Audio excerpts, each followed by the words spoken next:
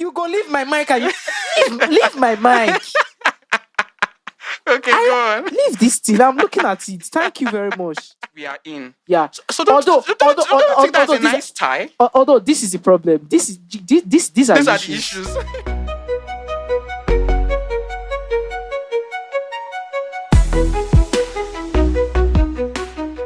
Hello everyone. This is the Mega Mind Podcast. Welcome back. My name is Atari Jude, and my co-host with me is Wisdom. Anyways, guys. First of all, I just wanted to report my co-host here. I said that every two episodes we're supposed to do a change in intro. That I was supposed to come and greet you people today now because this is the third episode. It's supposed to come and greet you people, but he proposed in his heart. The way Daniel proposed in his heart, he proposed in his heart that he does not want to greet you people. This is not a democracy. My word is final. You see, he's oppressing me on top of this podcast, guys. So people should tell him, she come and greet you, she come and tell you, Migo. All right. All right. First of all, shout out to you guys for sticking with this. Yeah, we realize that the quality has not been the best the past few episodes, but yeah, we are improving on it. We are working on it, right? You go leave my mic and leave my mic. Okay, go on. Leave this thing. I'm looking at it. Thank you very much. Oh. I did not want to shook it inside his mouth or anything, though, guys. Before people start hearing more on this podcast. So just to get started, tell us about what you were watching this past week. Well, I was... Funny enough, though, I didn't really watch anything categorically, though, apart from the House on Dynamite. But I saw some... What do you mean you don't watch anything categorically? What does that... You watch film, you don't watch film. You go allow me talk. What do you mean by you don't watch anything categorically? What is categorically inside? Hello, I watch film, or I did not watch anything at all. There is no middle ground. What did you watch? I watched House on Dynamite. So yeah. Was that all? This whole week? Then I saw some episodes of Silo. I'm currently watching Silo. All right. That's season 2, Rebecca Ferguson. Yeah, that's dope. Yeah. I personally, this past week, I watched House of Dynamite as well, and we're going to talk about that, later on coming on. Yeah. I also watched Slow Horses, the season 5 of Slow Horses on Apple TV. Okay. And it was dope. That's cool. It was really, really dope. What else did I see this week? Did you know the funny thing between both of us? A particular studio is producing both what we watched or are watching currently. That's Silo and House. Slow Horses, rather. Right? Apple TV. Apple TV. Apple TV goes before. They've been good, right? They've been good. So I think there are some other shows I follow on this side as well. Week by week TV shows like High Potential. Okay. Matlock. So I saw the weekly episode of that. Okay. This week as well. All right. But anyway, to get started with the podcast, the first thing on our agenda, did you see the Michael Jackson's movie trailer? Oh!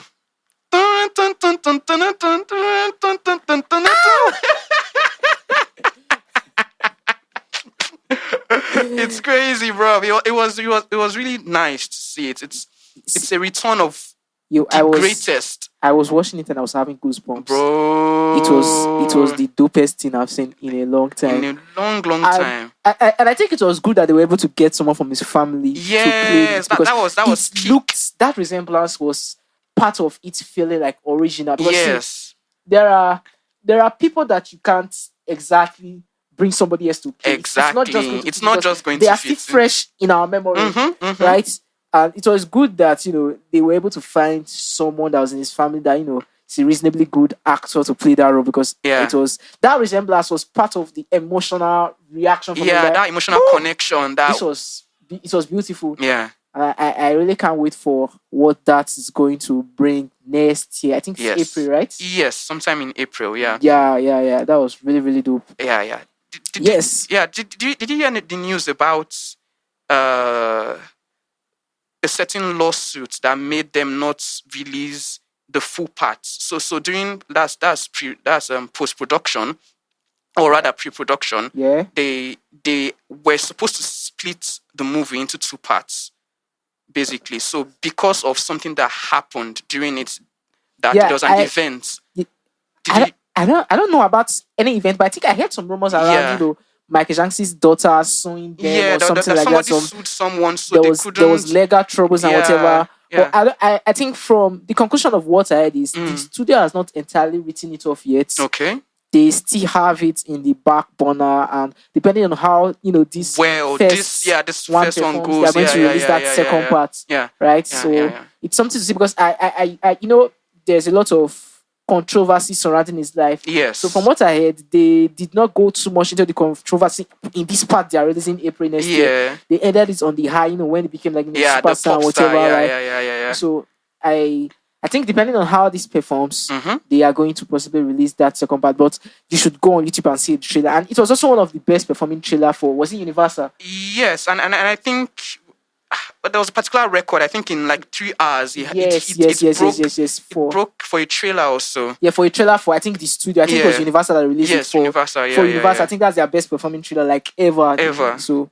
yeah, it shows that he's still a legend. He's still a legend. It's still holding the Guinness Book of Record though for most, I think, awarded music artist or so. Are you sure about that? Yeah. I think he is. Over the likes of Beyonce and Taylor Swift. Yeah, I think he still holds that record. Okay. Yeah, that's crazy. I find that hard to believe, because have you seen Beyonce's at the Grammy before? Yeah. She dey pack am. It's a birthright, right? And then same to Taylor Swift and the AMA, American Music Awards. Yeah. Right. So but I think it's also a possibility because he's really a legend. Yes. He is. Yeah. To talk about some other trailers that came out this week. Yes. By the way, we are recording very late this week, so we might have a lot of things to talk about, because usually we record on Wednesday and then try to upload on the weekend. But right now we're recording on Friday. Saturday actually. Today's Saturday, right? So Saturday, yeah. 2 other trailers that came out that you forced me to watch. Now the floor is yours. Take over. Anyways, guys. So we'll be seeing the return of an OG. That's the franchise, the never-ending or never-old franchise of Toy Story, and it came out, I think, a couple of days ago. I think 2 days ago. Yeah, it came out 2 days ago. Yeah, it was really, really beautiful. And I would like to say this, that I think I'm hoping that this particular part of the franchise doesn't, have any curtail of what they did in Buzz Lightyear that was released, I think, some years ago.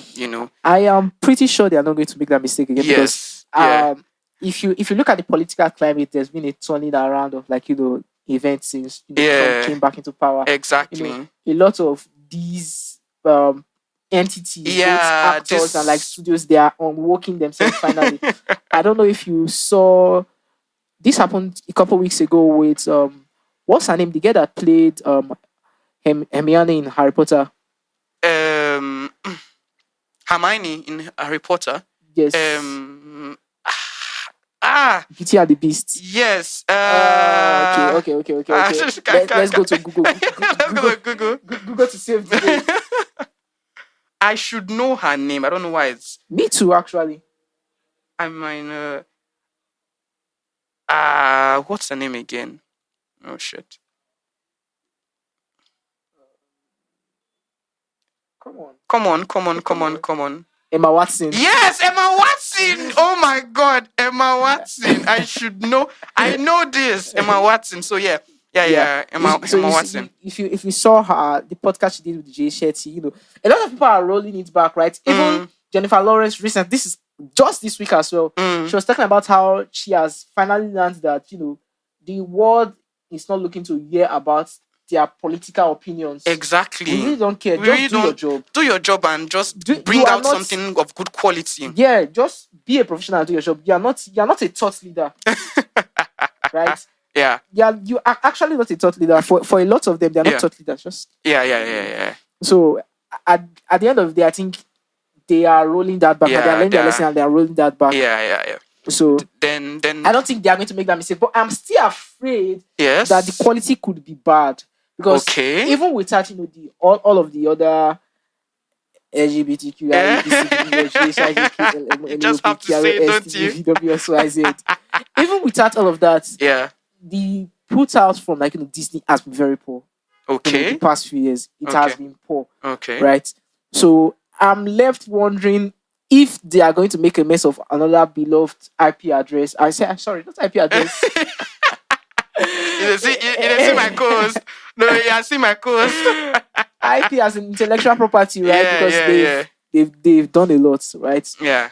So, but I'll give this to the series. Yes. I loved the animation. Yeah, no, the animation style was actually beautiful. Yeah. It was beautiful to see. And then the second trailer that came out this past week. Yeah, the second trailer that came out this past week. It involved one special actress like that. Wait. First of all, let me do the comparison. Before we go there, let me do the comparison. So I saw both trailers back to back, right? Yeah. I think I prefer the animation of Toy Story to that of Super Mario Galaxy movie. Well, the Toy Story animation style is more crisp. The colors were popping more. Right? The other one felt a little bit moody. Okay. Like, they were not as bright. Okay. The colors were not as bright. So that's one thing because I watched them back to back. That was one of the major differences that just jumped out to me first of all. Okay. Right, I'm more nuanced. Like I stand in the middle. So I think they are both good in their own right because basically, the animation style differs. But no. It's your opinion. It's your opinion. You don't need to be politically correct. Pick one. Talk truth. Just talk truth. Pick one. One is better than the other. Leave me. One is objectively better than the other. Leave me. I respect illumination. Leave me alone. Anyway, so the second trailer it involved a very lovely actor, or rather actress, that my co-host loves a lot. She's a beloved actress to all of us MCU fans. A beloved actress. So we're talking about Brie Larson, and we're talking about the sequel to the Super Mario movie that released, I think, in 2023. And the title of this one is the Super Mario Galaxy movie. And it was not bad. It's cool. I think Illumination, their collaborations has really been cool. And the return of Jack Black, Chris Pratt, and Brie Larson, like we said, I think it's a nice combo. Yeah. Did that movie come out this year or last year? 2023, actually. Really? That long? That long. What is the Jack Black movie that came out this year? Was it a cartoon as well? There's a cartoon that came out of Jack Black. It was one of those kind of similar intellectual property. Really? Yeah. I'm unaware of that though. Jack Black, Chase Memoir.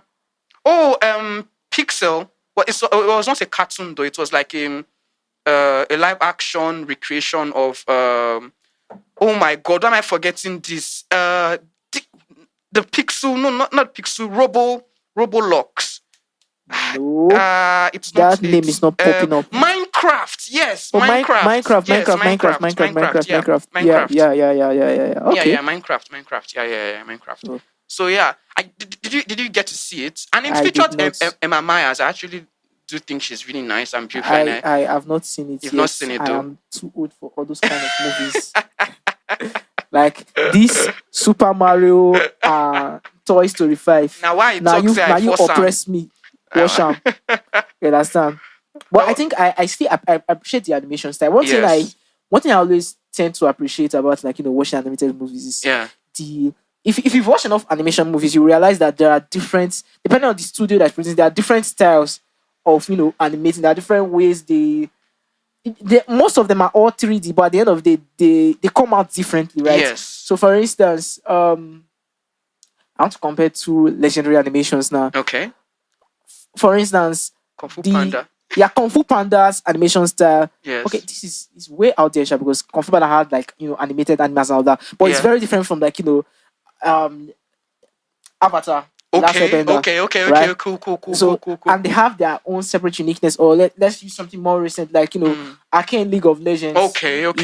Different from the animation style of Vox Machina. Yes, and I think that's a good comparison. Yeah, but you see the creativity and the way it is being expressed differently. They are all animations and they are all sort of 3D, but at the same time just very different, right? So different. it's something that I used to tend to appreciate about like, animations. Yes, I think it goes to show how far, the studios are going in terms of their creativity. And it's nice to always see that particular difference when it comes out, like you said, because they're all in 3D initially. So Yeah. cool. So there's next. Let's talk about the Robins. you have something to educate us on the Robins. So let's go there. Anyway, so I and this is actually more of a question, to our fan base and the community, and actually to my co-host though. So it's the question of who would be the best replacement amongst the Robins for Batman, or to become Batman. If Batman was ever to, retire, or let's just say hypothetically, we need a replacement for Batman, who amongst the Robins do you think, would be the best replacement? And we have Dick Grayson, who's Nightwing. We have Jason Todd, who's Red Hood. We have Tim Drake, Red Robin. We have Damian Wayne, who is his actual biological son, as Robin. His spawn. His respawn.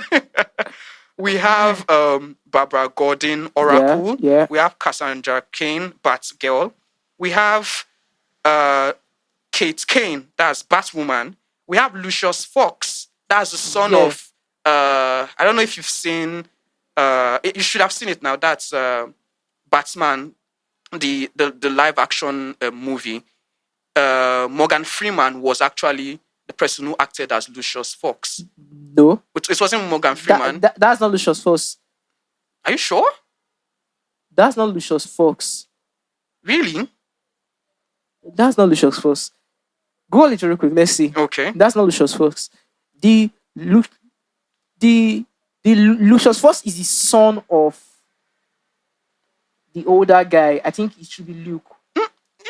It is. Luke is his name. Luke is his son. Lucius Fox is the main guy. That's Morgan Freeman. Lucius Fox. Yeah. Really? Yes, that's it. So, yeah. I think I know where I'm missing it, right? Yeah. In one of the animated movies that came out, yeah, I think it was Luke Fox that. So that series, that was Luke Fox with the bats, with the mecha bats wing, with the blue. Yes. That was Luke Fox. So that's why I was thinking it was the same Luke Fox we're referring to as Robin. Okay. So we have Luke Fox, that's Batwing, and we have now this is someone, I think we spoke about the lesser known DC characters, and I mentioned her name I think in episode 1, Huntress. Huntress. That's Helena Bertolini. Then we have Helena Bertolini. Okay. For you, let me bite my tongue. Okay, no problem. Continue. Then we have the major, or for the most part, the most popular love interest of Batman, and that's Catwoman. But I don't think we should really add that. Let's exclude that from the list. Yeah, let's exclude that from the list. She not join. She not join. So basically, I was just thinking amongst all this category of people. You called Catwoman separately from Cassandra Cain. Cassandra Cain is Bat's girl. Cassandra Cain should be Bat's girl.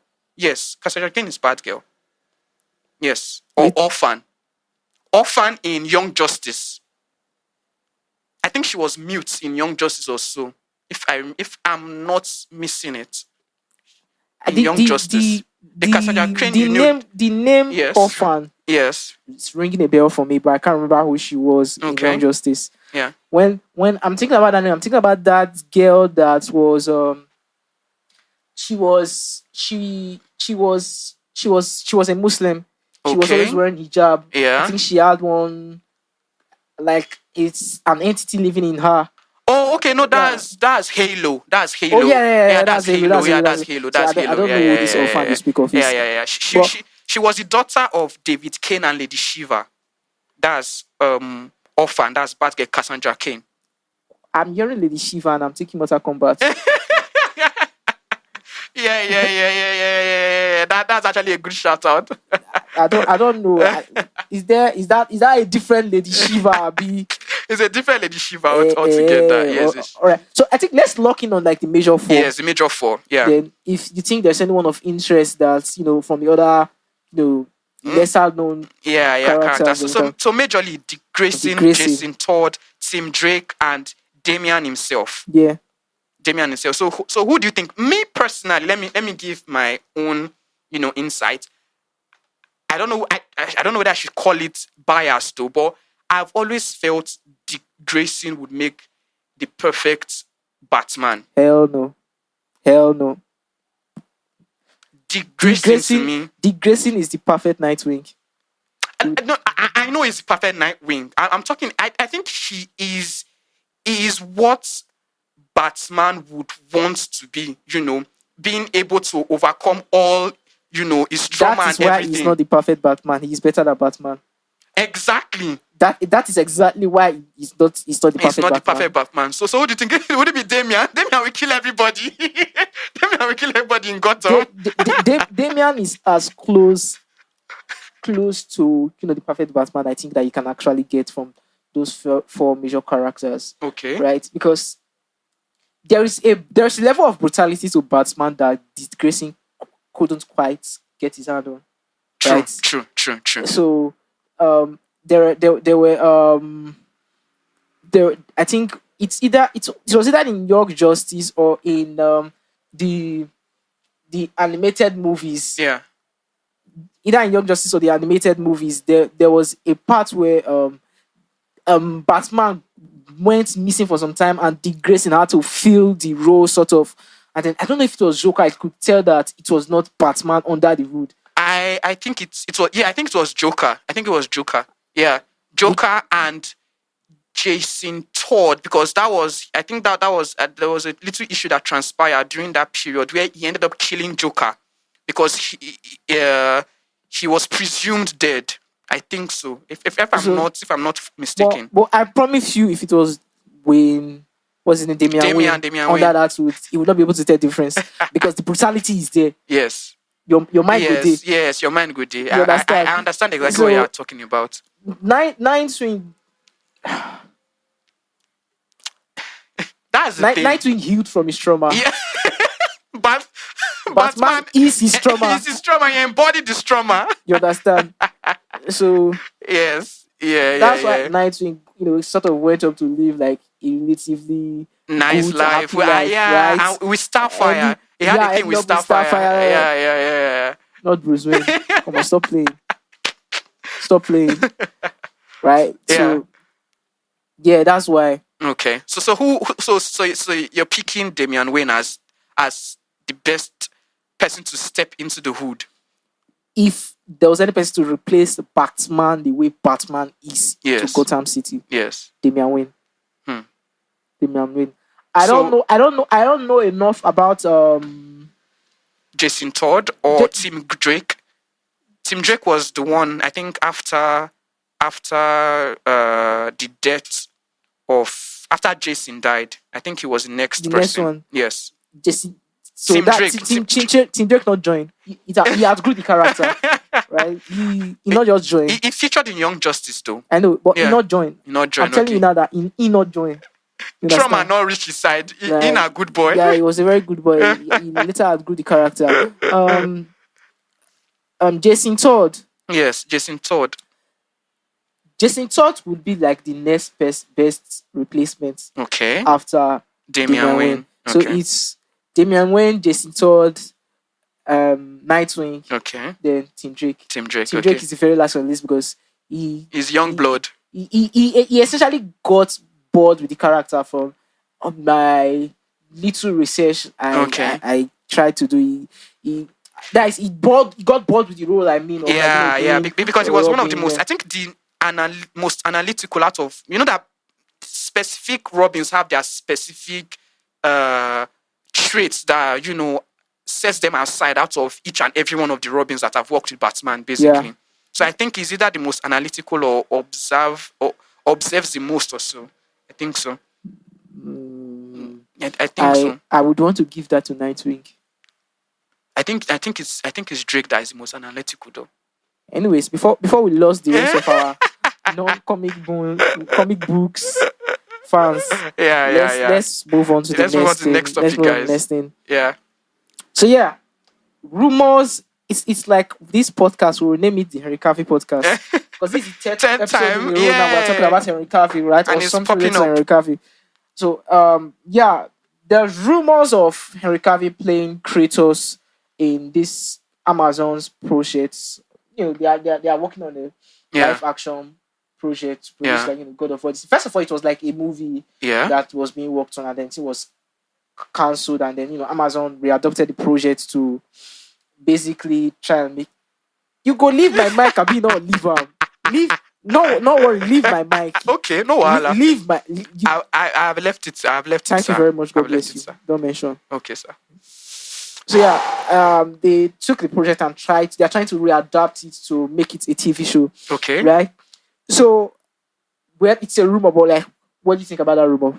Well, it's actually good though. I don't mind seeing God of War in live action though. I don't mind either series or a singular movie though. I think it's good. It's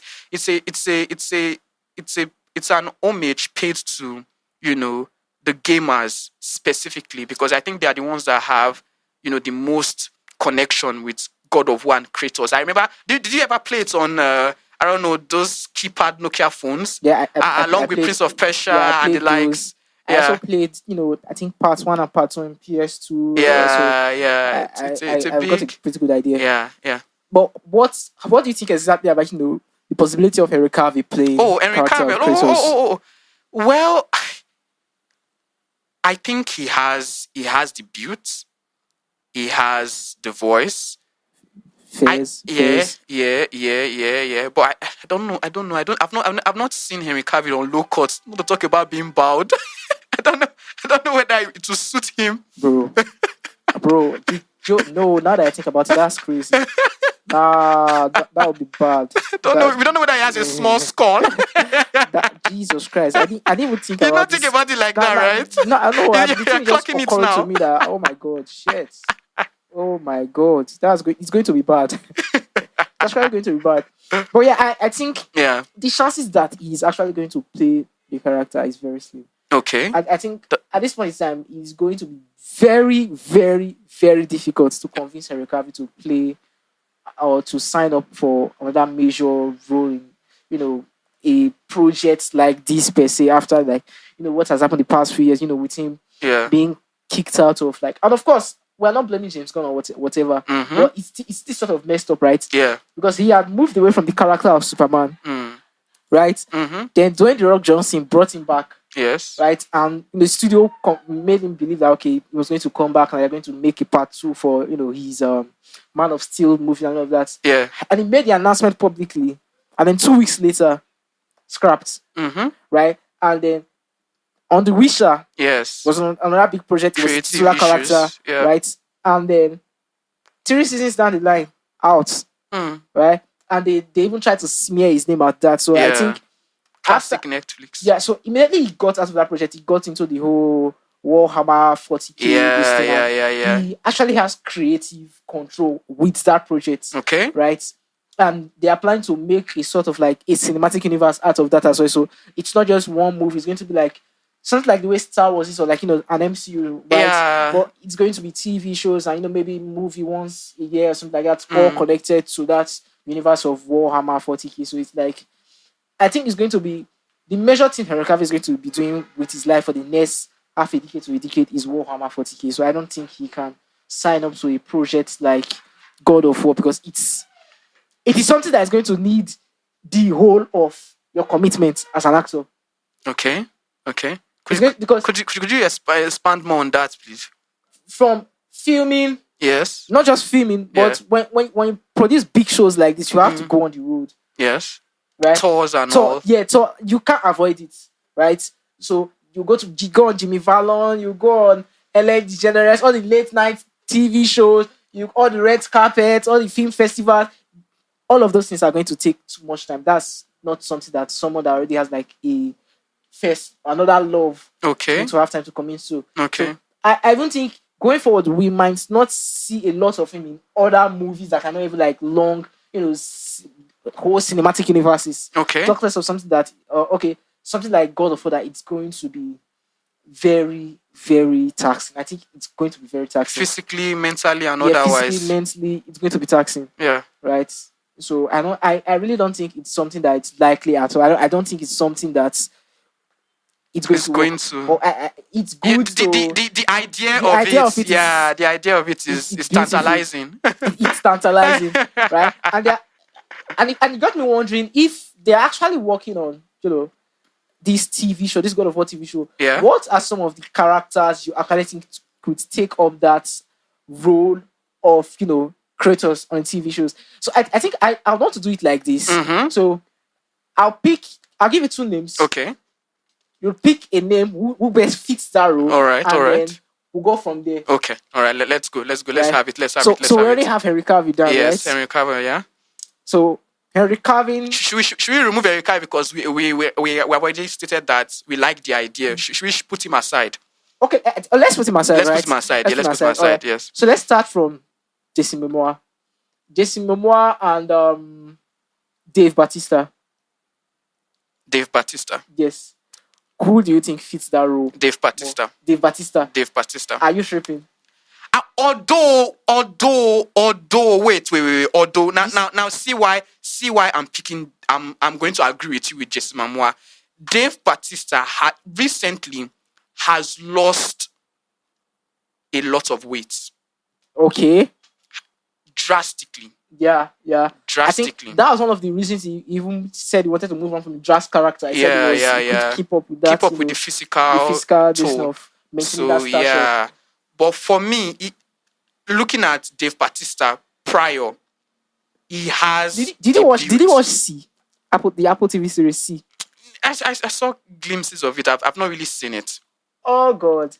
See, by the way, Dave Bautista and Jason Momoa, they were in that series. Okay. Right? They were did they fight against each other? They fought against each other. Oh wow! Actually, if you see the role that the character that Jason Momoa played in C, Baba Voss. Okay. That is Kratos. That is Kratos. Ibabiye. No. You know Babiye, okay, no wala. But he can still. I think he can still play that role. Let me think. Is there any character that Jason Momoa has presented that he had his hair cut? I think the closest would be Drogo, but it wasn't cut. It was like weaved back. It wasn't cut. Yeah. That's true. Drogo in Game of Thrones. Look, I didn't even think about that example. That's Kratos. That is literally Kratos. Well, oh God, I wish I could play this thing for you right now. Well. I still pick Dave Bautista, but go on. Who is next on the list? Who's next on the list? So let's go. Jason. So you pick Dave Bautista. I pick Dave Bautista. All right, no wala. Very, very useless take, but let's continue. Dave Bautista versus Tom Hardy. The guy that played Bane. Yes, yeah, and I'm looking at it. First of all, we know he can get the stature. He can get the voice. He can get the voice. Yeah, that's it. I just still feel the physique of Dave. Dave of old is much thicker. We are not talking about the Dave of old. Okay. Then Tom Hardy. Then Tom Hardy. The current version. Then Tom Hardy. Current version. Okay, so Tom Hardy, right? Yeah, Tom Hardy. So Tom Hardy. Now, you're flip-flopping, but let's continue. Tom Hardy versus Gerard Butler. 300. Spartans, 300. Yes. Spartans, 300. But this is my opposition. Yes. Gerard Butler is sort of too old for the character now. Okay, well, I can counter that and say we do not know the version of Kratos we are going to be getting. What do you mean by the version of Kratos? The version of Kratos that we might be getting, it differs because we could get an older Kratos. Why would we get an older Kratos? I don't. That's why I asked. It depends on the storyline.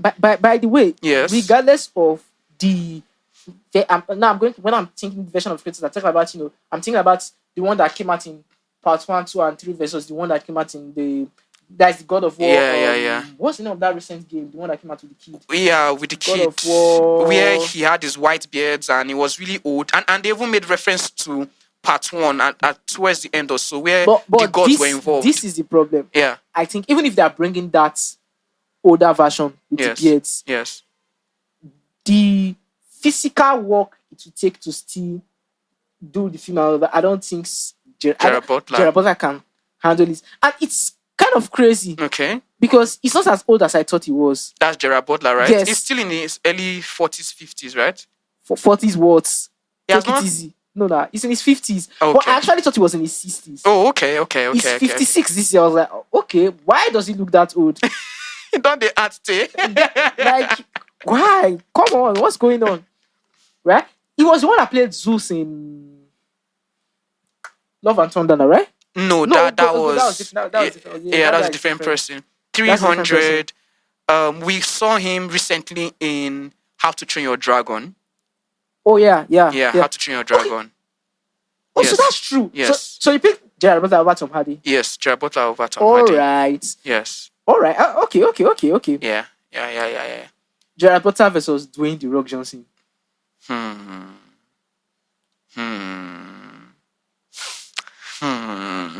have The Rock is. Let's hear it. Let's hear it. This is actually.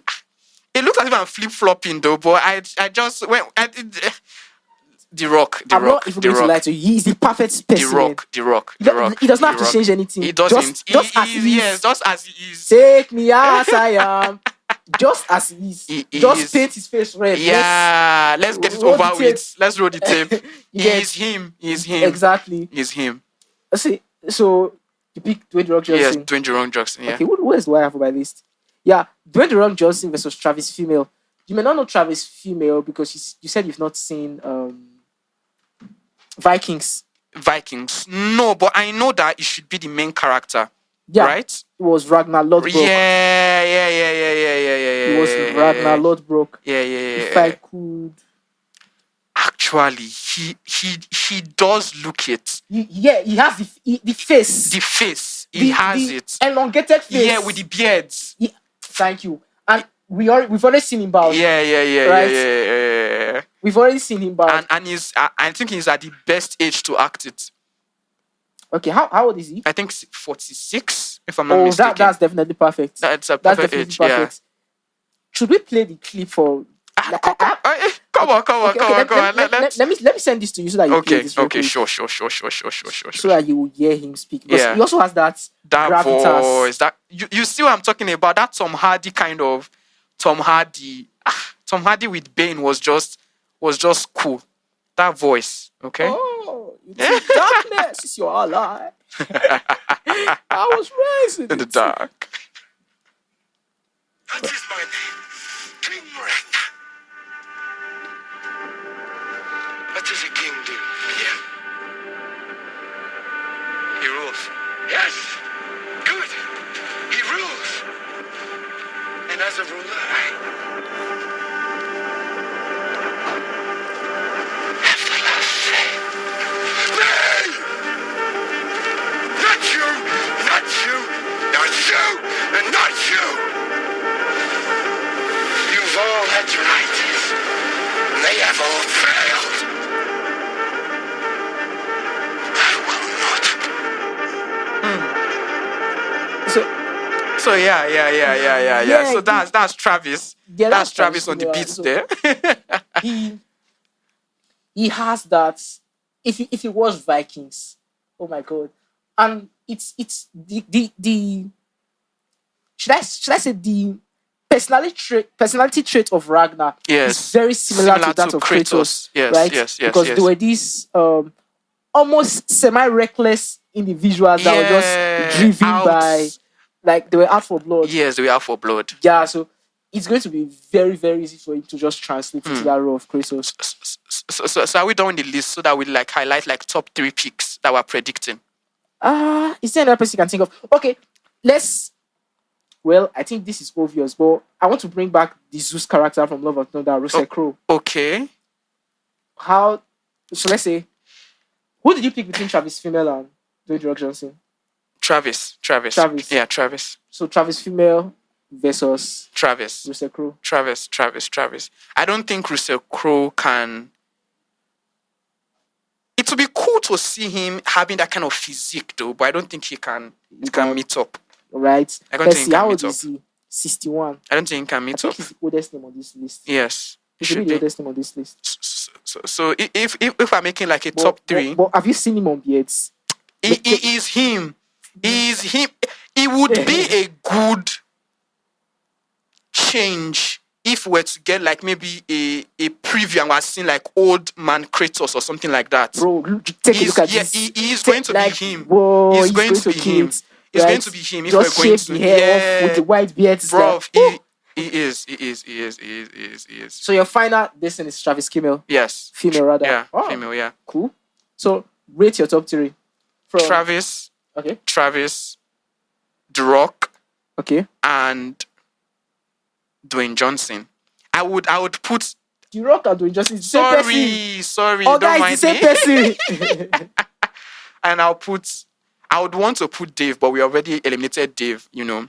Shout out to Dave. So it's like an honorable mention. It's your opinion. I'd put Tom Hardy. Tom Hardy. Yeah, Tom Hardy. You think darkness. That voice shit that he does. That voice shit that he does. Shout out to Gerard Butler as well. Oh God, Gerard Butler is there. Yes. Sheesh. So I'm going to just take Henry Cavill out of this simply because I can't imagine him with bad head. With that? No. Don't worry, sir. Thank you very much for your contribution. Keep your hair. Dwayne The Rock Johnson has to be top 3. Yes, he has to be there. He just has to be top 3. He just has to be there. Do you think Roman Reigns could do something?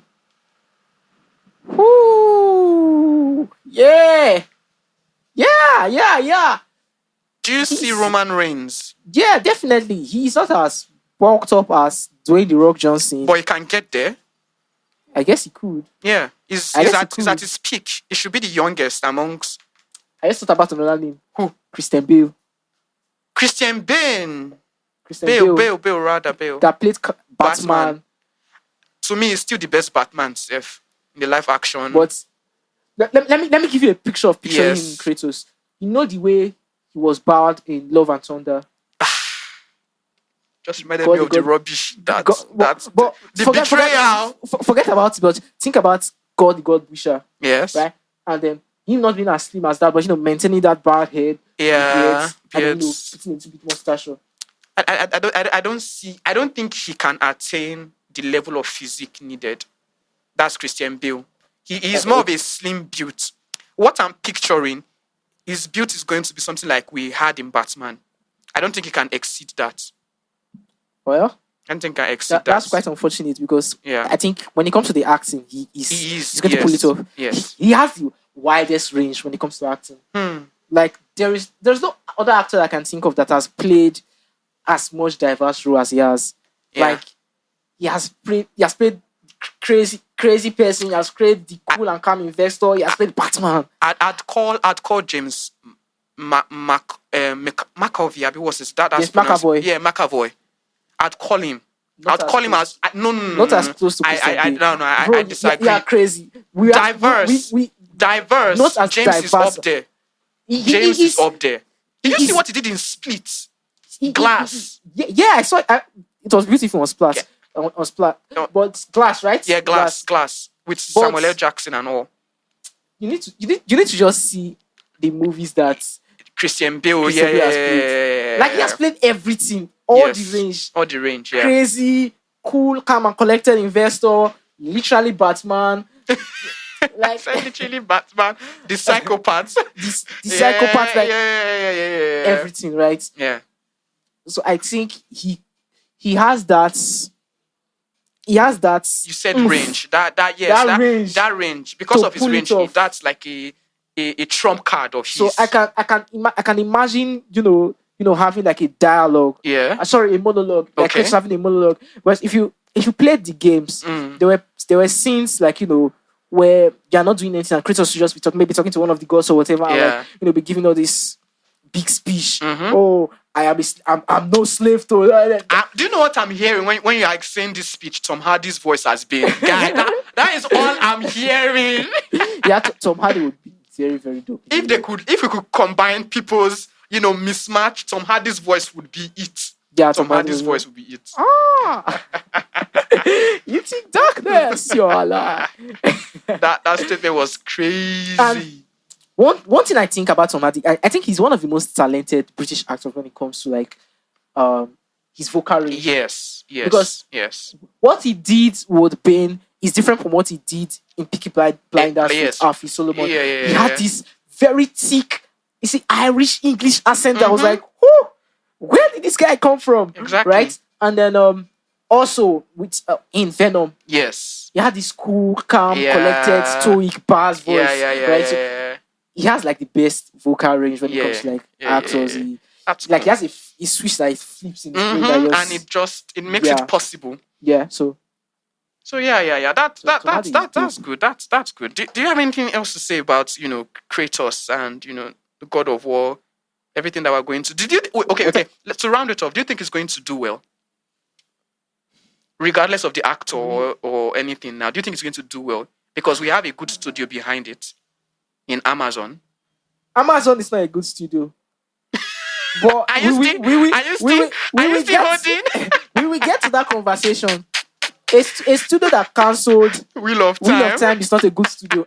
Hello, I'm sorry. They cancelled Wheel of Time over Rings of Power. Sorry, it's not a good studio. They be trying sometimes. I know. That's what I meant. Wheel of Time. There was a recent show they dropped this year. The Countdown. They did not renew the Countdown for season 2. How? Like how? That's the best. Would we come into that? We're coming for Hollywood and some of the things they've been doing of late. Can you just think about it? 2 of the best TV shows I've seen this year was they were dropped. The Wheel of Time season 3 and Countdown season 1. They were not renewed. They were dropped. They were not renewed. They were dropped. Yet they are renewing Ring of Power, which has to be one of. Well. Anyways, it's fair, Sha. They still be doing good things sometimes. Yeah.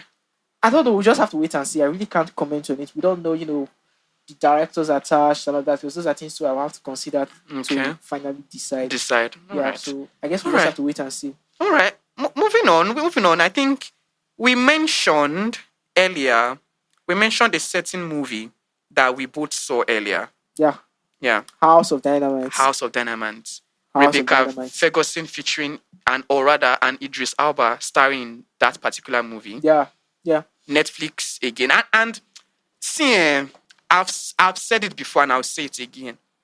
If Netflix wants to sit down and do a good movie without any issue, without any propaganda, a really solid movie, they can and they will do it successfully. And I think this movie is a good show of what they can do when they're not trying to push propaganda. Well, let's not get ahead of ourselves yet. Let's calm down. What will you rate the movie? The movie. First of all, before continue, let me just give the my plot. Flowers The to, plot. No, not the plot. I want to give my flowers to Rebecca Ferguson. Come on, Rebecca Ferguson. Love Rebecca Ferguson. Rebecca Ferguson is goated. Dune. Goated. Mission Impossible. Goated. Silo. Goated. She's actually doing another one with Chris Pratt. I think sometime. I don't know whether it's dropping this year or next year. It's called Messi.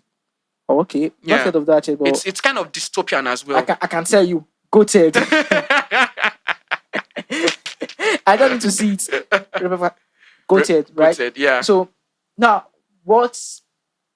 just share it. So, what's your reaction? How did the movie make you feel? Well, I think the way they went about it was quite interesting. Telling the story, because basically it was just a singular story, but told from 3 points of views. Yeah, that was something that was bugging me out at when it was going towards the end. Because I was like, imagine the logistics to film this thing. Yeah. Because it was one story told from three different angles. Yeah. So the first POV was like the situation room where Rebecca Ferguson's character was, and then the GBI launch site. That's the military state. The military site where they launched it. Yeah. Then for the second POV was the Stratcom. So where some of those other generals were. Right? Like and in a conference room of sorts. Yeah, and then the White House deputy intelligence officers. So that guy was in the White House as well. Yeah. Right? And then the third POV was the president and then the secretary Shout of out to Defense Idris Office. Elba. Wait, don't get ahead of yourself because I have my beef with Idris Elba in the movie. You have? I do. Seriously? Yeah, I think it did well though, but calm down. Go on. We'll get there. Get there. I had to think because they were all communicating with each other. Yes. There was a conference call. Yes, like a Zoom call. Yeah. So I was wondering how did they get around aligning the audios while they were filming? Okay. Because see, there are two things involved. Okay. Just either they had to hire 3 different camera crews to film in the 3 different, if not 3 different locations, like 6 different locations independently. Actually. Because each of the POVs were 2 different locations. Yes. Right? So like I said, At the least. POV one was the office where Ferguson was, and then the military launch site. Yes. POV 3 was with the president and when he went to the basketball court as well. Yeah, but so let's just the president is just one scene, and then with the defense secretary of defense. Yes, secretary of defense. Yes, and then POV 2 also had like in the White House and then in the Stratcom office. So it's like that. They tried. It was either they had to be filming parallelly so that they could record the audio straight once, or they had to film one scene with half of the audio, so there is really no conversation happening. The actors in that scene are talking to themselves. Yeah. They carry that audio over to the other listing and just and meshed. The other actors will be replying to. I'm like, wow! I've never seen anything like that before. That's a big. I don't know who the director was. I'm forgetting his name now, but I'll give it to him. That was whatever went down in the background to make that seem like a smooth phone call. Exactly. That was beautiful. Cool. It was very beautiful. I think that's the highlight of the movie itself. It's that level of creativity. It's something fresh. It's something really, something really we've not fresh. seen before. Now to my beef with Idris Elba. Okay. Tell me why the president of America has a British accent. No, see, they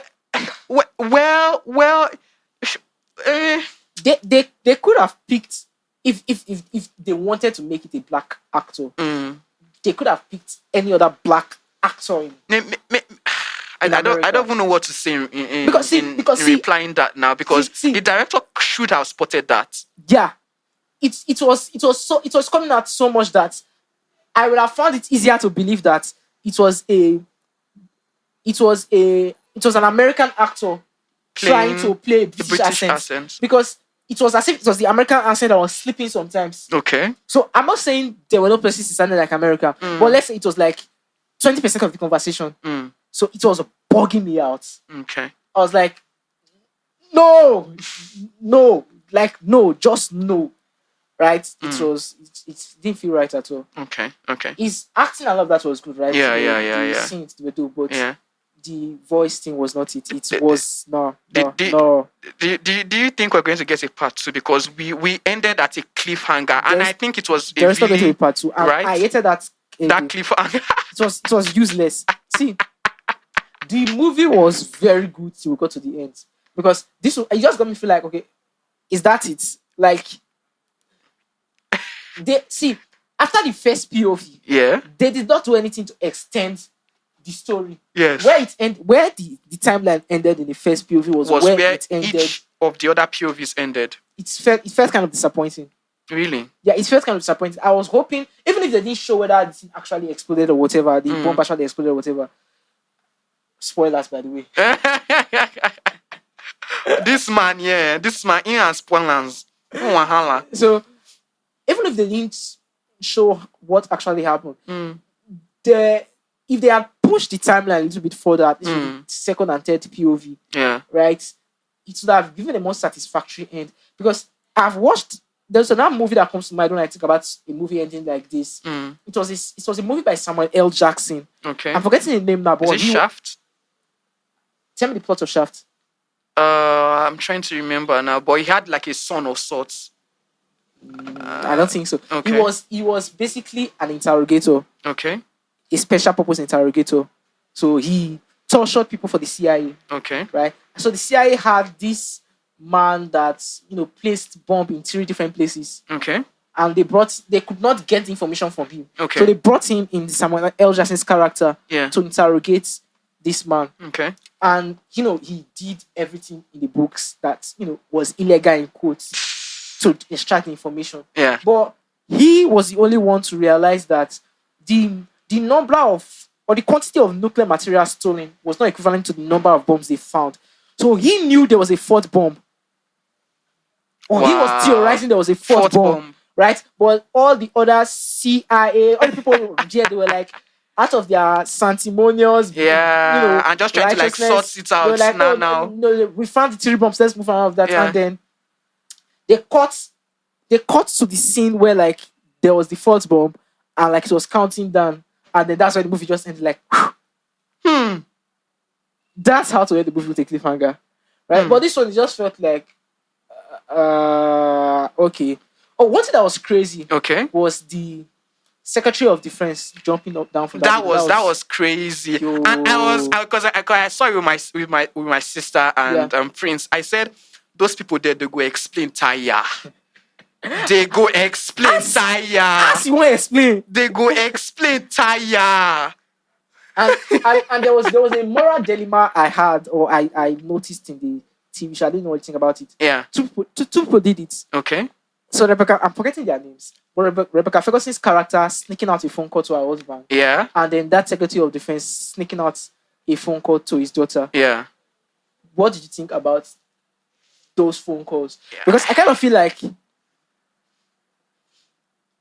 it's something, although at least they tried to not, they maintained, the secrecy and all that, but I feel like at the end of the day, it's not fair to every other person in the rest of the world that you are sort of like informing your beloved. What about me? Me, as I not get any person when they work for government. For government now? I go your dad like fish. Yeah, so I looked at that, I was like, okay, that's... I think, do you know the way I look at it? I think that's the reality of life. Okay. Sadly. Okay. That's the reality of life, that having people or having someone in a place of influence and power is always going to find a way to benefit you in one way or the other.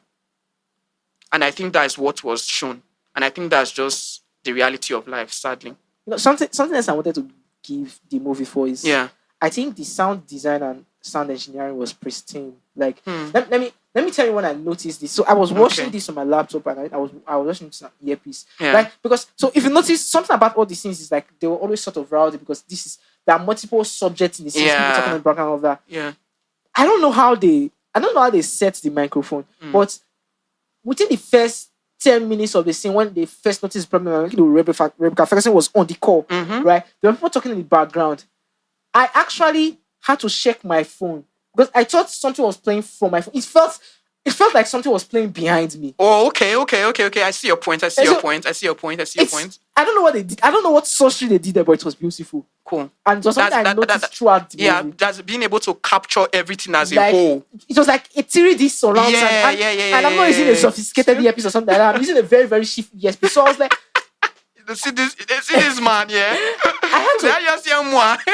had to go and check my phone. Like, what's playing from my phone? Then I realized that it was from the movie. The people that were talking on the background. Yeah. That's what I was hearing behind me. I was like, oh, okay, this is... Just to add on that, I think the visual displays of the different locations, I loved how they added that in such an intricate manner. Like for every location change, there was a pop-up. It was just beautiful the way that was added, just to add to, to just little intricacies there. Regardless of how it ended, and how I feel about how it ended, I think one thing the director and whoever created the movie, one thing they did very well was they got us hooked real quick. True. Like true.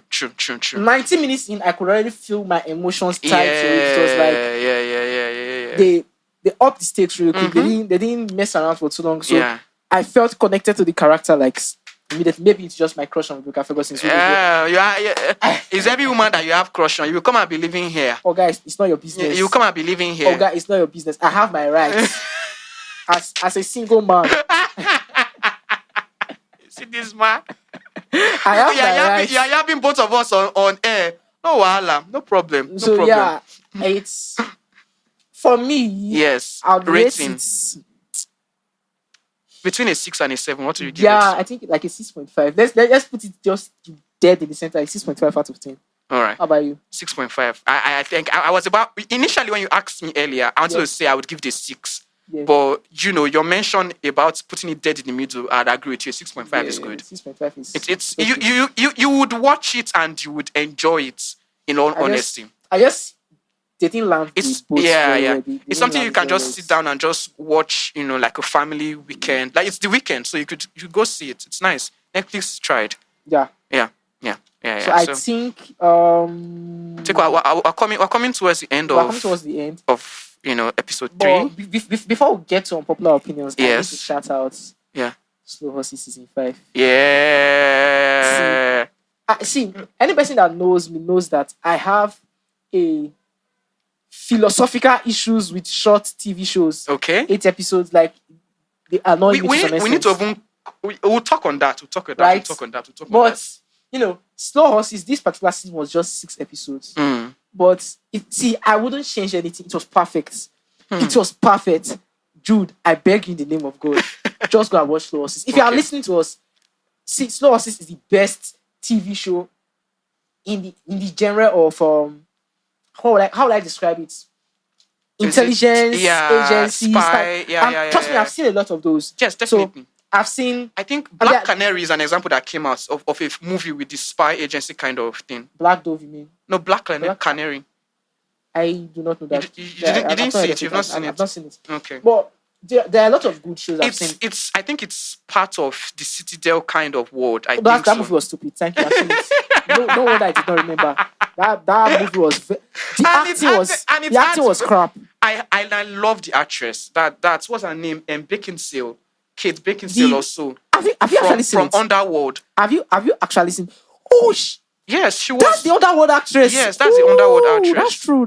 That's the Underworld actress. But the movie was still crap. Did you see it? Yes. Did you like it? I've not finished it. That shows how these are the problems. No. I could not finish it actually. Right. Yeah, it was boring. I also did not finish it actually. Yeah. Right. I was watching it on Amazon Prime because first of all, my God. I beg, rest. Just another day we'll talk about the Citadel franchise. Another day we'll talk about them. We'll address them. Moving on.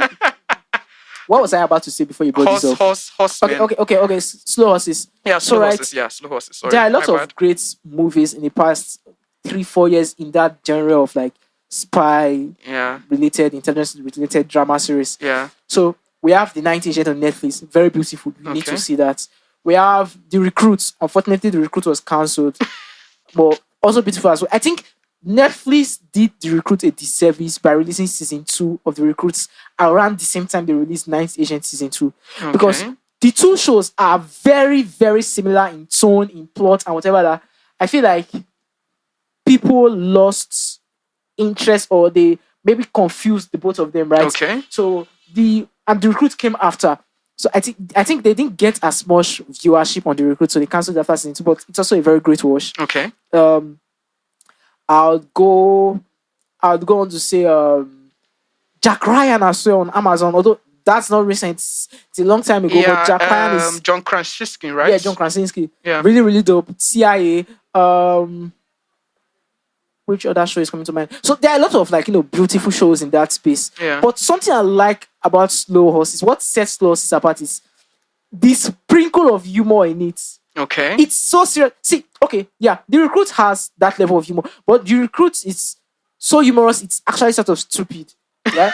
No, I don't mean stupid in a bad way. It's like it's stupid funny. In a good way. It's stupid in a good way. Yeah. But this one, Slow Horses has humor that you still know that this is serious. We are serious. Yeah, we're serious. The character of I'm forgetting his name now. Okay, Jackson Lamb. Mm-hmm. The guy could not give 2 shits in the world, but somehow season after season he still ends up being the one saving the United Kingdom and London. He literally couldn't care. That's the guy with the glasses, right? Yes. Yeah. He literally couldn't care. But he ends up saving their ass. Time after time. Time after time. And the idea of slow horses is, they call them slow horses because they made a mistake of whatever reason within the MI5. Yeah. And the MI5 does not want to straight up sack them. So they ship them off to another outside office, different from the headquarter office. Okay. And they call them slow horses.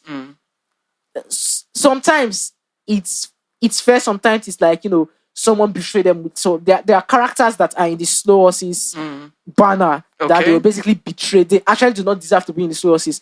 So in a way, there's this level of incompetence, but they are very competent with their level of incompetence that they end up saving the world, because someone that is plotting against the MI5 or trying to plot against defeating the MI5, you would not factor in their incompetence as something that will stand against you achieving your goal. Exactly. So that's how they always end up saving the day. So it's a show that y'all need to see, honestly. Big shout out then. Yeah. Yeah, big shout out.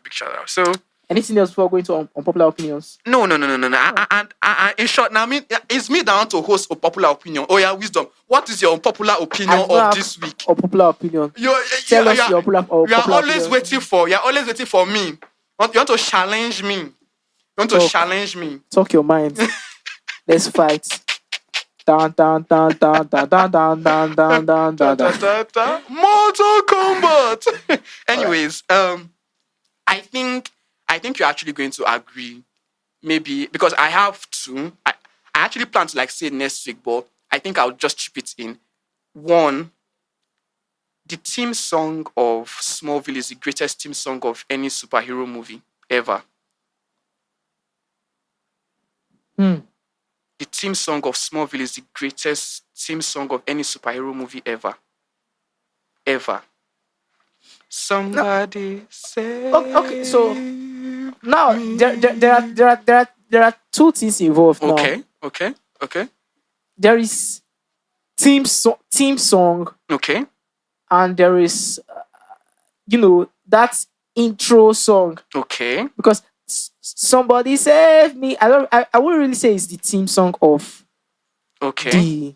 Of Smallville. Okay. Right, because theme song is kind of like if we're thinking about the Flash, that and then so okay. But it's a song that was used in showing. You know that the new movies, they don't have theme songs specifically. They don't have those intro songs that anymore. Yeah. Right. So because you can't tell me anytime you hear Smallville, your mind doesn't just go to save me. Remy Zero, he killed it. The song is dope, sure, but he has been convinced, guys. Don't worry. It's not a fair comparison. He has been convinced. It's not a fair comparison at all. He has been convinced. Can you tell me about another, superhero this thing? That's the thing. No one leaves that taste. No one has left that kind of impression on me. I can mention probably songs from Transformers that Hans Zimmer did. We have Steven Jablowski, or rather Steven Jablowski from Transformer. We have Hans Zimmer from, let's say. So this is exactly why it's different now. Yeah. Because those sounds, they are usually featured within the movie. Yes. But this one now, the soundtrack was not used inside of the movie.